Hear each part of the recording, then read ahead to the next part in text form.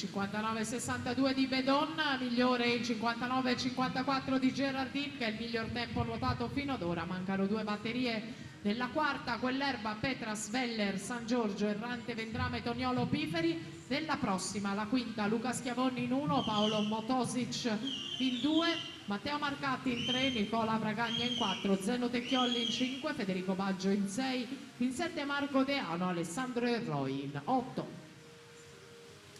28,16 Francesco San Giorgio vira al comando.